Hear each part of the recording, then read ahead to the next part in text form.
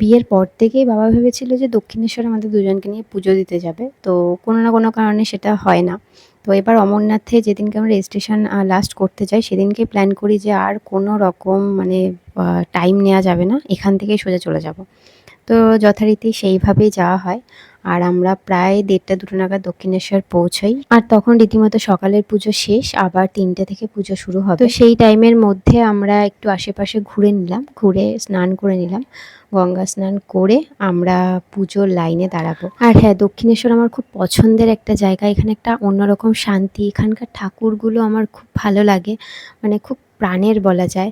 আর ছোটোবেলা থেকে আমার এই ঠাকুরগুলোর সাথে একটা টান রয়েছে। ছোটোবেলায় আমি কালী ঠাকুর দেখে খুব ভয় পেতাম, কিন্তু আবার দক্ষিণেশ্বর এসেই আমার অন্নপ্রাশন হয়েছিল।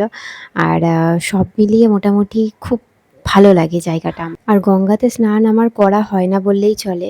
সেভাবে সেরকম কোথাও যাওয়া হয়নি যে গঙ্গায় গিয়ে স্নান করব। এবার খুব ইচ্ছে করছিল গঙ্গায় গিয়ে স্নান করতে। তো দোমনা হয়েও স্নানটা করলাম, আর খুব সুন্দরভাবে সবটা করা রয়েছে। তো স্নান করে পুজো দিয়ে নিয়েছি, আর তারপরে একটা হোটেলে গিয়ে, নিরামিষ হোটেল অবশ্যই, সেখানে গিয়ে খাওয়া দাওয়া করে আমরা বেলুড় মঠের দিকে রওনা করেছিলাম। আর এই যে স্টিমার বলে বা যাই বলে এটাকে, জলে করে যে যেতে হয়, তো এটাতে আমার জলে খুব ভয়, এটাতে উঠতেও খুব ভয় লাগছিল, কিন্তু তারপরেও একটা ভালো লাগছিল যে হ্যাঁ যাই, সবাই যখন রয়েছে। বসার জন্য সিট পেলেও দাঁড়িয়েই মনে হয় এতে বেশি শান্তি।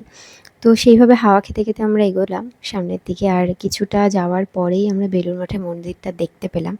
সেখানে নামলাম, নেমে তখন প্রায় সন্ধ্যা হয়ে গেছিলো। তো সেই সন্ধ্যার সময় ঢুকলাম, কিছুক্ষণ পরে দেখলাম সব বাঁশি বাজি বের করে দিচ্ছে। তো যাই হোক, ভেতরে মন্দিরে গেলাম আরতি শুনবো বলে জুতো খুলে। আর এই যে সেই জুতো খুললাম, এই জুতো আমি আর খুঁজে পেলাম না। মন্দির থেকে যখন আরতি দেখে ফিরলাম, বেরিয়ে দেখছি আমার জুতো নেই।